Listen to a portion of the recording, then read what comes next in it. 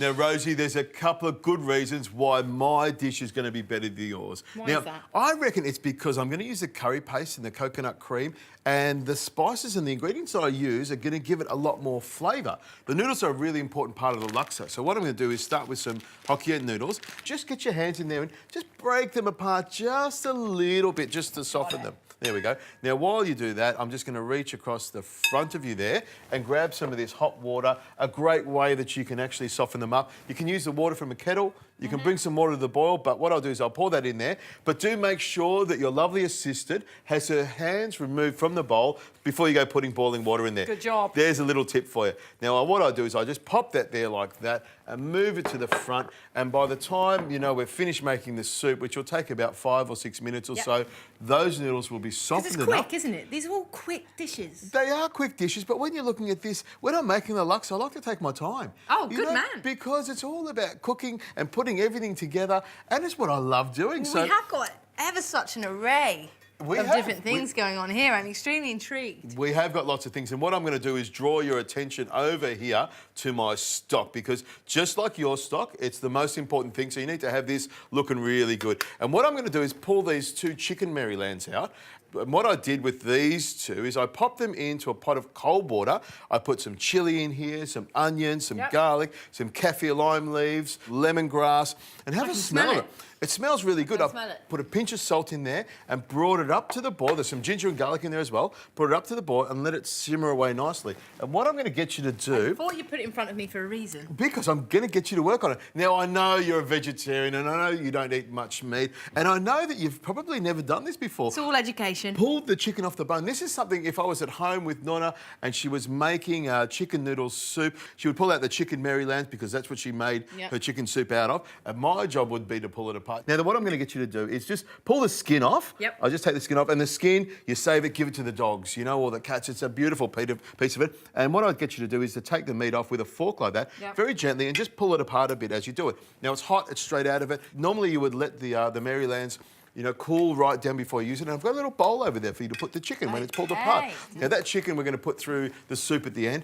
Or if you wanted to, you could put that chicken aside and use it for something else. We don't want it to go to waste. Normally, when you're making a stock like this or a broth, you would use bones. But I want to have that chicken meat for the actual soup. Now, I've got a lemongrass here, and what I'm going to do is slice it right in half all the way through here like this.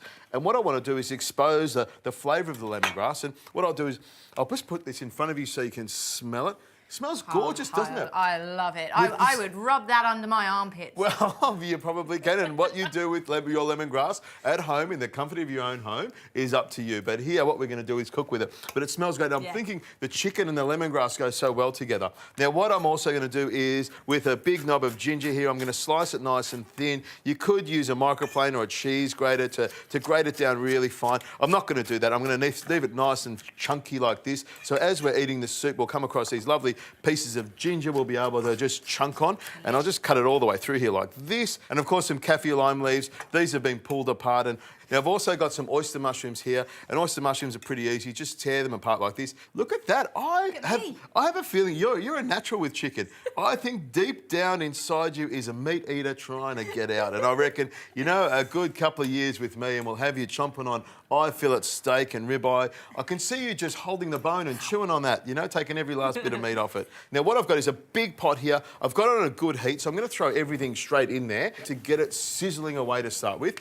And here's a little tip. If you're not quite sure of the temperature of the pan, you can throw your stuff in there and then add the oil. That way, you're not going to splash any hot oil on you. And look, that is quite hot. It's starting to sizzle now. So we know we have to get cracking and get everything frying up nicely. Look at that. Give that a stir around like this, and we can see we're getting everything going. You can imagine doing this in a big wok. Now, I'm going to add some prawns, and here's the prawn here, and I'm going to show you a little tip. This is what I do with the prawns. You can see they've been cleaned up nicely, and what I do is with a pair of sharp kitchen scissors, cut up the back here, all the way down here, and then I open up the back here and remove the poo shoot, or the poo line there. You don't want to get that in there. And I leave the roe in there. I like my seafood to be whole like that. You want the shells to come all the way through. Now, what I'm going to do is just stir that round really quickly, and it's happening quite quickly. I'm going to add the curry laksa flavour. I'm using a curry paste. which is going to give it heaps and heaps of flavour. And I'll pop that straight in there. This has got all the ingredients that make it a strong laksa. And I'm going to put nearly the entire jar because I want it to be really, really hot. And for a bit more curry flavour, I'm going to add a little bit of this curry powder. A good tablespoon in there. And I'm going to make sure I fry it off. Can you smell it coming together already? I can. That's what gives it that beautiful colour as well, isn't it? You can smell it. And I'll tell you what, you want to do this with the windows and doors open because that smell goes through everything. Now, what I'm going to do is stir that round for a second here. And just before it starts sticking to the bottom, I'm going to show you a little trick. This is a great way to add the stock to your laksa without getting any of the bits and pieces from the stock. There we go. Fantastic. Well, you like that? It's a nice little trick, isn't it? A little colander there. Always surprising me. No, Genius, that is. It is, isn't it? It's a clever little thing. And then I'm going to add my seafood. I've got some lovely mussels here. They're going to go straight in here.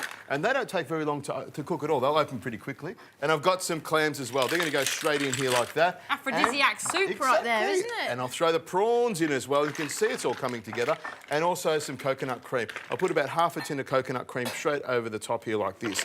Now what I'm going to do is stir that round to make sure all my seafood is underneath the liquid there. You can smell it's got a really powerful flavour already.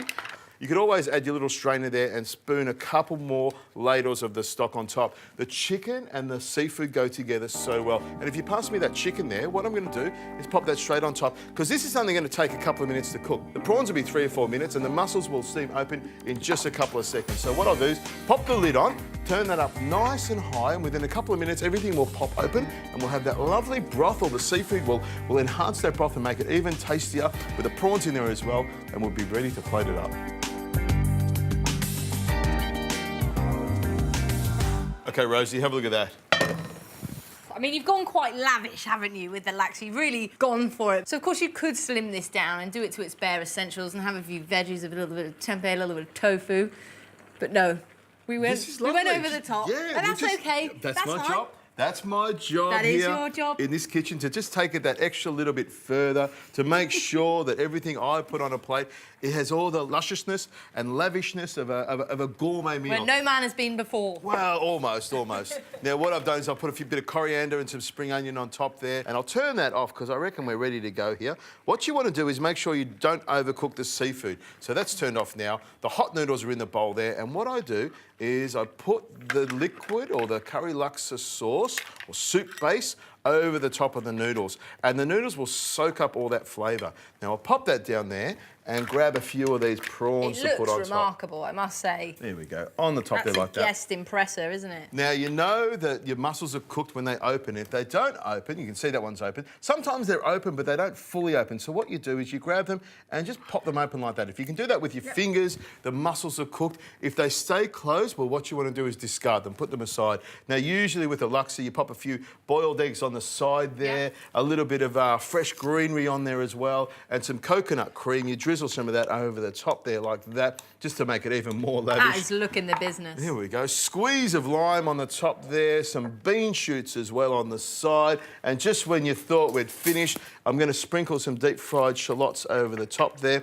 and even some spring onions on top. It just doesn't stop either. And then another layer of lime over the top there. I don't want to stop, but I really have to get into it and eat it now. What do you think of that? Looks amazing.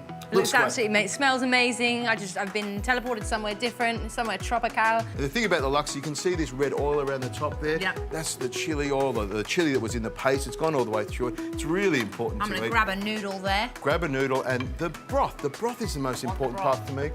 It smells great. Coconut, lime. Plenty of spice in there, it smells great. And the prawn, you just need to pull that prawn off there. That is a beautiful Australian prawn. And what I like, this is the reason I leave the shell on it, you got to get in there and peel the prawn. Get in there. You know, you want to get involved. Make cooking fun. Exactly. Everything could be really easy. You cut it with a knife and fork, but I reckon picking up a prawn like this. Well, Adrian, I think you've outdone yourself there. I mean, haven't we had fun? Can I eat your prawn?